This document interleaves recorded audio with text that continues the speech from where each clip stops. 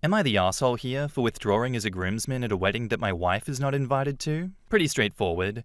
My wife is not invited to my friend's wedding in 2 months. I'm a groomsman. When asked why, they said because of the drama between her and my family. My friend's family is also friends with my family. My family has been on bad terms with my wife for about 3 years. They don't speak at all.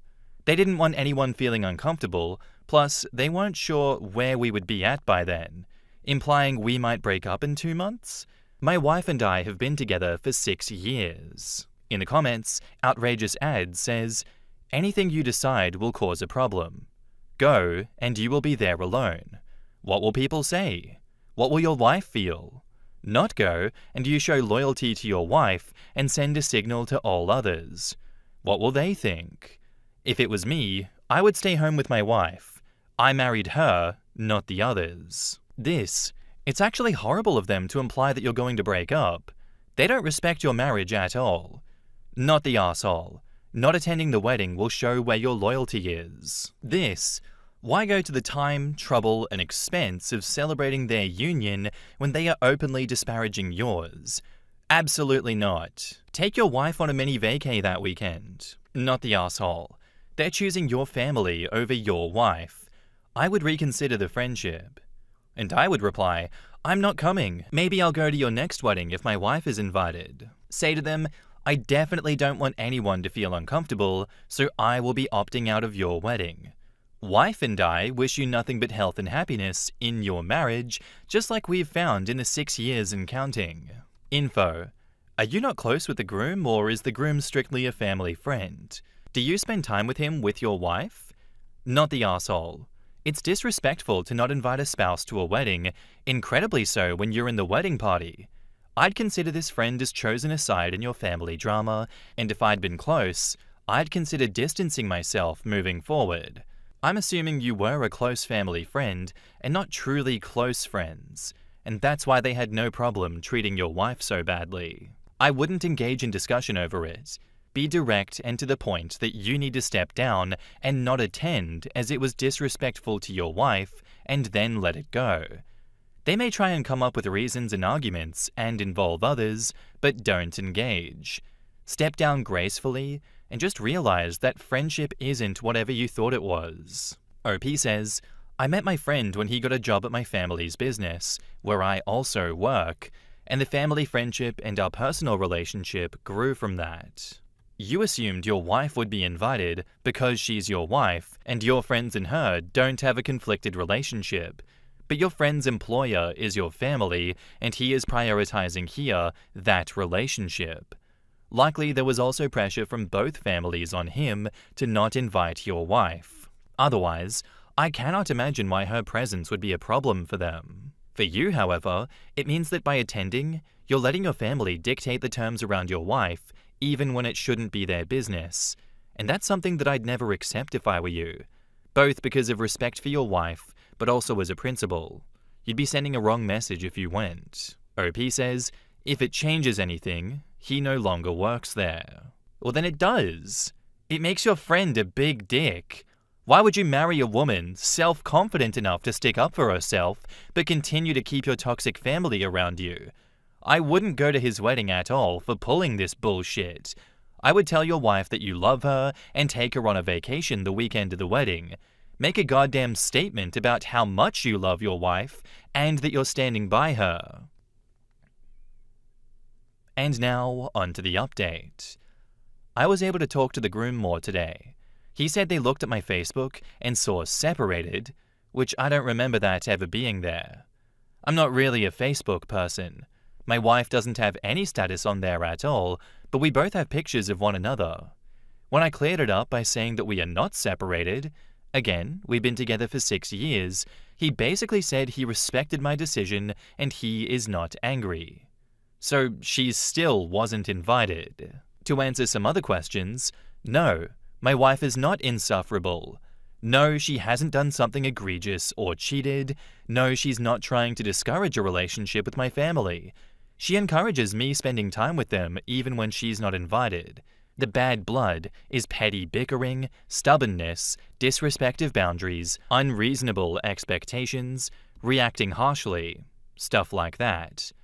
This on top of intertwining the family business and the expectations surrounding that. Yeah, I'm gonna go with not the asshole for this one. And I can't believe that he has left the family business, and that I would think at this point there are no expectations surrounding that, but he still chooses OP's family over OP's wife, and expects him to disrespect his wife if he decides to come. Seriously, what the fuck is up with that? I know that this is a cursory look at everything from the outside in, and that I don't have the full story, and it's not possible to get both sides of it here.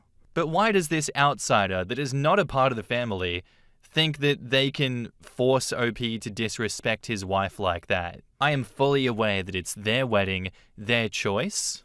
I'm not arguing whether OP's wife should get an invite or not. I'm just saying they're incredibly fucking disrespectful for only inviting OP. If they were going to go about this in a more respectful way, they would have just not invited OP at all and been like, I understand the situation inviting you would put you in, so therefore I've decided not to invite either of you guys so as not to stir up too much drama. That's my take of the situation. I know not everyone is going to agree with that, although I can definitely see a world where some people are deluded into thinking that inviting OP and not his wife was the best choice here. Good on you if you think that. Our next post is by user Colonzo, and it's titled, Am I the asshole here for refusing to give my brother half my inherited land after he sold his share against everyone's advice? I, 32 female, was born and raised in the slums of Kiberia in Kenya. With nothing much, but I had most of the basic needs. My granddad had a 32-acre piece of land that he divided between me and my two brothers, his grandchildren. I don't know why, but this was his will. Our mum told us to take care of him, so I think this triggered him. Even when he got dementia, he could only remember our names, before he passed away 3 years ago. My older brother got the biggest portion since he's the firstborn, and my younger brother and I got smaller pieces. At the time, everyone agreed with the arrangement, and there was no conflict, even from his children. The problem started last year when my brother decided to sell his land. He said he wanted to start a business in town. My mum, older brother, and even some of the relatives told him not to sell it because land is something you can never replace once it's gone. He didn't listen. He had this promising business idea. He sold it anyway for what I personally think was a very low price. The business he started failed within a few months, and now the money is gone. Recently, he came to me and asked if I could give him half of my land so that he could build a house. I told him I felt bad about his situation, but I didn't think it was fair, because he already had land and chose to sell it. He got really upset and said I'm being selfish and that siblings are supposed to support each other. Now my mum has started pressuring me, saying that since I'm not married yet, I don't need that much land anyway, and that my brother needs it more. Some relatives are also saying that land should stay within the family and that I should help him because he made a mistake. But the thing is, I've been planning to build a house and start farming on that land in the next couple of years. If I give him half of it, those plans are basically ruined. My older brother told me privately that I shouldn't give up any land because it won't stop there and I'll end up losing more. Now family gatherings are awkward, and my mum keeps hinting that I should reconsider because my brother is struggling. He's currently living with my mum in the same house. Part of me feels guilty because he's my sibling and he genuinely has nowhere to build now or bounce back. But another part of me feels like I shouldn't have to lose my inheritance because of his decision. Am I the asshole here for refusing to give him my half of my land? In the comments, Doohickey says, not the asshole. He had the same amount of land as you and decided to sell it. How is it fair on yourself or your other brother if he takes half your share? He should own up to the fact that he made a bad decision and should sort it out himself. OP says, this is what my big brother told me. But again, my mum has nothing to give him. It's just me and my other brother. Well, if he really wants the land, he can work hard and try and repurchase the land he sold beforehand. It was his decision to do so, and it's unfair on you for him to try and take your share just because he sold his. OP replies, "We tried to repurchase, but holy Christ, the person wants triple the amount, market price." So, bro screwed up doubly. Sold the land and sold it for way less than its value. Don't get involved in his mess. Obviously he isn't too bright and will drag you down with him. 100% don't get involved. Not your problem. Maybe a little sympathy and some nodding, but no more. No judgment, no advice, no loans. Family land should stay within the family? Indeed it should. Which it will if you keep your land. You are family and will keep it in the family. Your brother has a track record of selling family land. By their own statement, you shouldn't give it to him. Not the asshole. And now, on to the update. Thank you to everyone who shared their perspectives. Reading through the comments has actually helped me think about the situation more clearly. We are keeping our inheritance land. To answer most of the questions, a lot of people asked about my older brother and why he hasn't publicly defended me. So I want to clarify a few things. First, my older brother was never actually involved in the conversations that my mum, younger brother and relatives were having with me. They were approaching me privately and trying to make it something between just me and them. I think they thought that I could just make the decision right there and then. I only spoke to my older brother about it later in private to ask for his advice. After your questions, I went and asked him why he's not getting involved in public. He told me the reason he hasn't stepped in publicly is because nobody consulted him or involved him from the beginning, but would be on my side and will not allow my brother to play the gender card on me. From his perspective, they were trying to keep him out of it and make it look like this is an issue only between me and my younger brother. If I had said yes without his knowledge, I couldn't get the upper hand in saying no back. He also advised me not to allow my younger brother to move onto my land right now, for those who were saying that I should give him just enough for building a house. His reasoning is that once someone, a man, starts living on your land, it becomes very difficult to create boundaries later on or ask them to leave. Especially in our culture, me being a woman. My elder brother did not sugarcoat it. He told me I would lose everything if I let him anywhere near my land. Another thing people asked me was why my younger brother can't just build on my older brother's land. In our culture, especially with the firstborn son or men in general, things work a little differently. My older brother has already started building what we traditionally call a simba. A simba is basically the first house a man builds on his land, and it marks his territory as the man of that part of the family. If another grown man builds his own house on that land, he can imply that he also has a claim or entitlement to that land. Because of that, my older brother would never allow my younger brother to build there permanently. Technically, someone can stay in the house there if he allows it, but ownership and territory are very sensitive when it comes to land. Ironically, my older brother joked that it would actually make more sense for me to build on his land before our younger brother does, because culturally, it wouldn't create the same issue. Also not happening because I have my own land. The question about my mother, well, she still rents in a different town with my brother, but unfortunately, she didn't receive any land from Dad.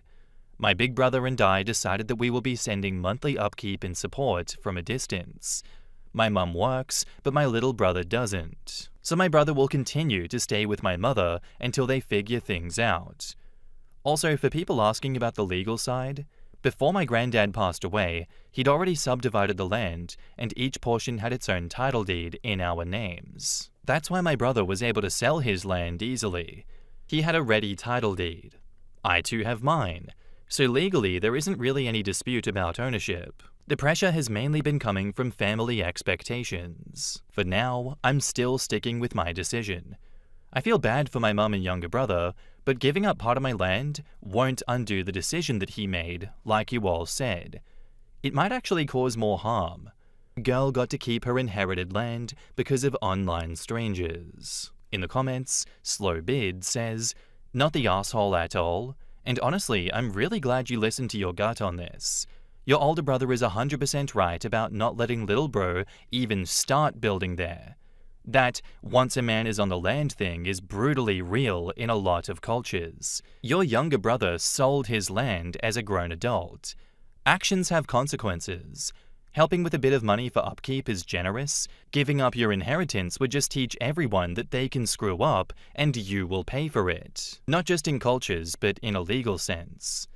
My guess is this is in Africa. Cultures throughout the different regions of Africa are very different from each other and extremely different from North American norms. Yeah, in that regard, if it is true that culturally and legally, if a man builds on your land, he then has claim to it, then everyone in OP's family completely understands it, and they are just enabling him to steal land, which he will probably then turn around and sell again and repeat his mistakes, but at that point he'd be disenfranchising his sister. I don't understand how OP's mom, who was disenfranchised, who was not given land by her own father here, then supports her son making the same mistake and taking family land again just to squander it all, just to waste away. I understand she probably doesn't want him living with her because she's upset about that, but this is a terrible way to go about it, and good on you, OP, for standing your ground and looping your older brother in on this. I hope he continues to protect you, and that they don't continue to try things which will steal that land from you. I genuinely wish you the best of luck with that. Our next post is by user Long Jumping Sample, and it's titled, "Am I the arsehole here for telling my friend to leave my home and blocking him? I, 33 female, have a loud speaking voice. For context, my mother and grandmother could never hear well, so I've always spoken a bit on the louder side. My friend, or more my husband's friend, 54 male, was over today. Now, this friend always has a tendency to boss me around or be disrespectful towards me in my own home. Today, he was nice enough to help us clean my house, so he was over for most of the day. I took off work because of a migraine. I was finally feeling better, but it came back a bit later after I got both of my kids to bed, my 4-year-old and a 6-month-old. I had finished setting up the mobile for the 6-month-old's crib, and since it was dark enough, I asked my husband if he wanted to see the projector on the mobile.